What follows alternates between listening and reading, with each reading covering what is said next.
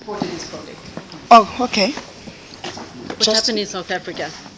What happened in South Africa? Okay, the ITP one, we went to a beautiful Pretoria hotel, and then it was lovely, the presentations, but Mary, we found out that her presentation really touched us, and what had happened, the baby project was born out of there, where ITP1 participant had to come into agreement to say, we are going to support Mary's project.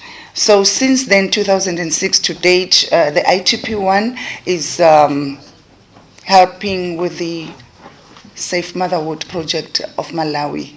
That is Mary is responsible in. Thank you.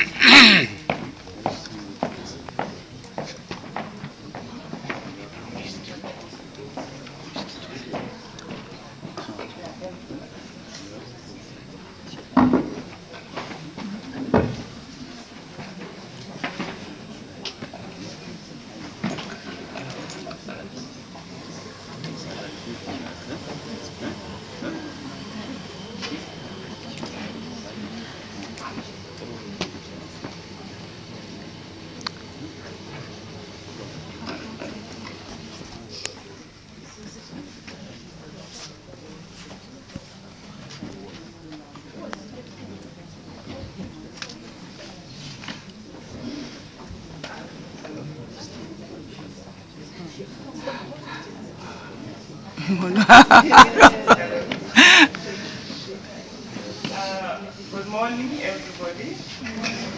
Maybe I should have said good morning, fellow participants. Welcome to my presentation. I will be presenting on community involvement in improving maternal health.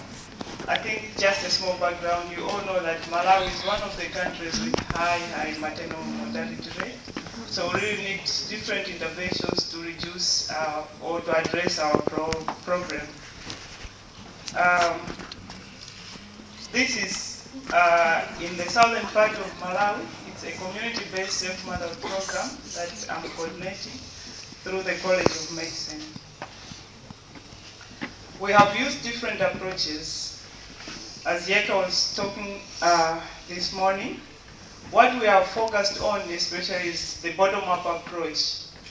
We really want the community members to be involved in solving the problems, because most of the mothers that are dying in the facilities or in the homes are those coming from the rural areas.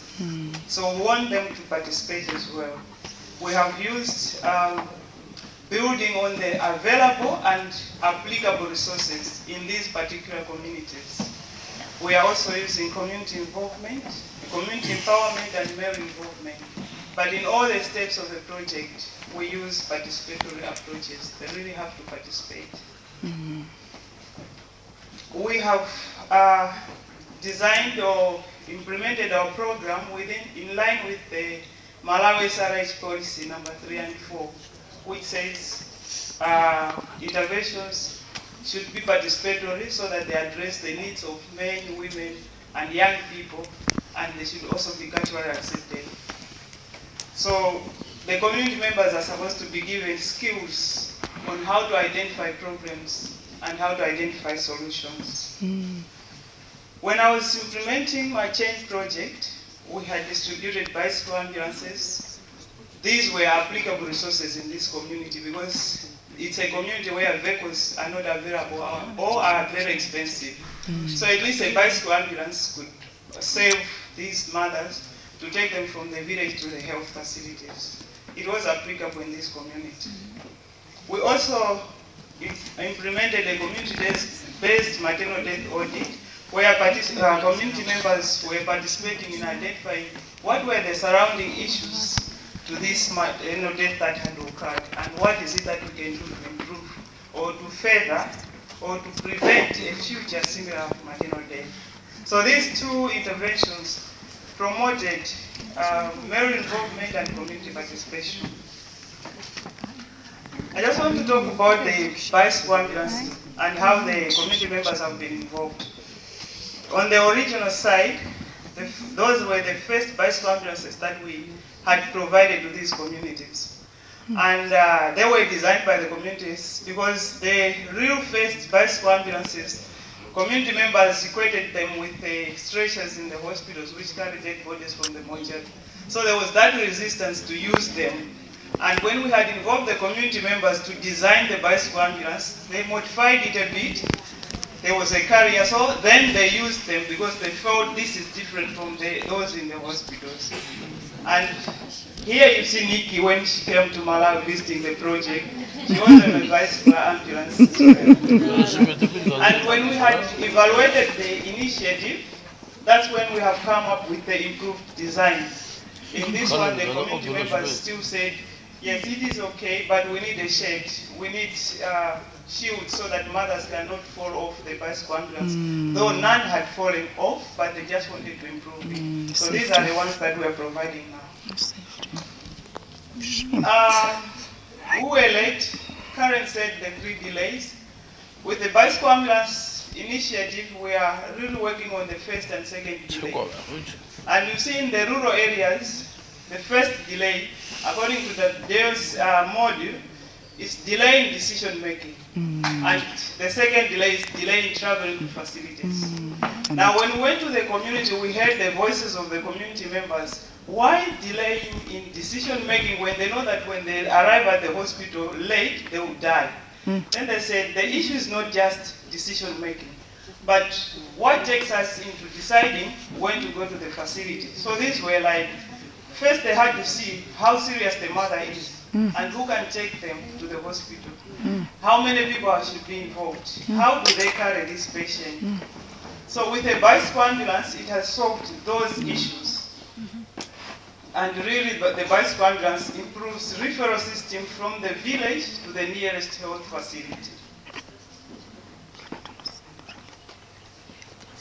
We have also done community empowerment with the findings from the initiatives, these two, the bicycle ambulance and the maternal death.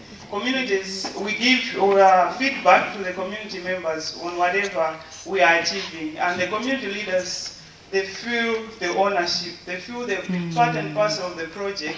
They contributed in improving the bicycle ambulance.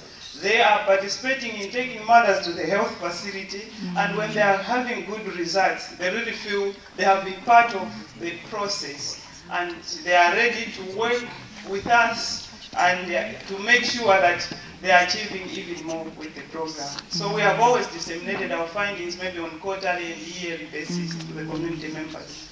We have also encouraged community members to be discussing pertinent issues, RH pertinent issues, in the communities where we are there as maybe technical advisors and helping them to answer some of the questions. So it's really them in the forefront, identifying what are the problems and what is it we can do in this community to improve the situation. And that's how we have come out. They have also suggested some other interventions like empowering women to make decisions, prompt decisions to go to facilities. So our duty is to support these women groups as well. I've talked a little bit on the decision-making process. So I discussed that it's the type of illness. Is she able to sit or not? And then they decide. Then how do we prepare? How do we arrange to go? All those issues, like in this community, the uncle has to decide when to go to a facility. And the people could not take the mother to the facility before the uncle arrives because they were not sure if it is a serious patient carrying on the shoulders. Maybe she dies on the way. When they come back, the uncle didn't know, then they would have problems with this day. So they had to seek authority from the uncle. But with the bicycle ambulance, it has solved those issues, cultural issues. Because they know they will take the mother on a bicycle ambulance, you cycle to the facility, and you come back with a bicycle, report to the uncle that the mother is at the hospital. They come back alive. So they said, now we are in the times of saving our mothers, we don't have to wait for the uncle to make decisions. Because they know they will travel faster and come back alive. But also the bicycle ambulance is readily available in the community. So they don't go into the bush cutting trees, making the stretch and things like that. They don't need to have 4 men or 8 men to give intense carrying this mother to the hospital. It's just one man cycling and then they come back. So the bicycle ambulance has really improved some of the cultural issues, but also the first and the second delay. I talked about the maternal death. Really what we do is when a mother has died, regardless of the place of occurrence, whether it was in a hospital or at home, what we want to find out is the community members should be involved. What surrounded this death? So they should come up with their suggestions. And as we have done this, we had discovered that community members were involved in finding solutions to what caused the death and not who was wrong. With that approach of what caused the death, it empowered community members to be more involved, to find out the solutions on how to prevent the death. But one other thing that we also came out or we learned is that these mothers, when they have died with our cultural setting, 40 days later, the husband is asked to go back to his home, leaving the children in the custody of the uncle, who is also married elsewhere. And that meant that these children are orphans, because they have just lost the mother, and the father is also asked to go away. And they are at the home in the custody of the uncle, but the uncle is married elsewhere. So they are in the custody of the grandmother, who is old. And you see, this has impacted negatively on the youth. Many girls are asked to go to, they are forced into early marriages, teenage pregnancies, and school dropout because of lack of proper care. So those are some of the pictures. Like in this one, this dropped out because they had no school, no notebooks and pens, maybe no school uniform. Those were reasons enough to drop out of school. And the uncle is busy in the new family. How did we sustain the program? We didn't have funding, as Jackie was saying. We didn't have much resources. But what we did is, as we empowered the community members, they felt they were part and parcel of the program. They owned the initiatives. The community members promoted early access to health facilities, even in the most remote areas, because they understood what it meant. And they owned the initiatives, so they were coming up with their designs, their contributions, and we responded to those. They felt we recognized them, we valued their input, and this has helped us to sustain the program with the limited resources that we have had. And as I mentioned, that they also, as they kept on improving on whatever they have, that recognition and that working with them, that participatory acceptance in the program has helped us to sustain the program. Of course, we continued with the maternal death audits as well. Also, we responded to the community when they had asked us, we have done a lot on these other things, but what is it that you are bringing back to the maternal death orphans? On that one, that's why we have formed the Window of Hope, which tries to bring hope to the young girls that they should go back to school. We are yet to develop this because of the resources. And we need to scale up the initiatives, the best practices, so that other communities also can benefit, because we are talking about one zone in the district. And there have been so many requests to upscale to other areas. I hope we'll manage should we have the resources. The other way we have sustained our program is when Nikki had sent us some resources, the second-hand clothes. We distributed them to the maternal death orphans. This really was like we have given back something to the community. So a hand maybe for Nikiwi that she What has been the results? With all what I've explained, we have realized increased referrals from the villages, even through the TBS to health facilities. We have that recognized community empowerment and male involvement. And in Malawi, we are proud to say that even our Vice President had declared this area to be a model in improving community-based RH programs.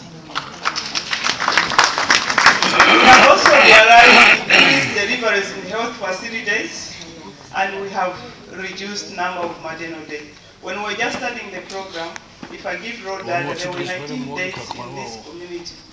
And by 2009, there were only 2 deaths in only 2 facilities. So that's quite an achievement.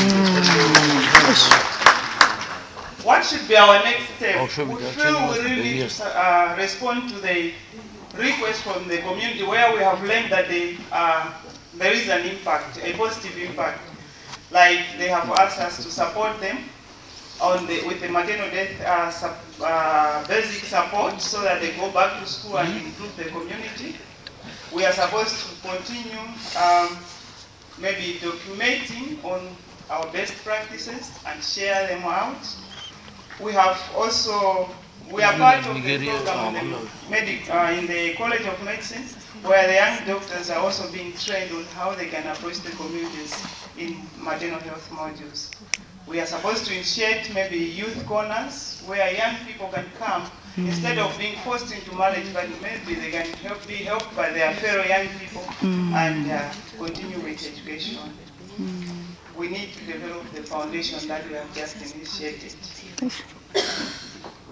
What I've shared, what would be your role and what would be your ideas to sustain the program like this? Thank you. Wow.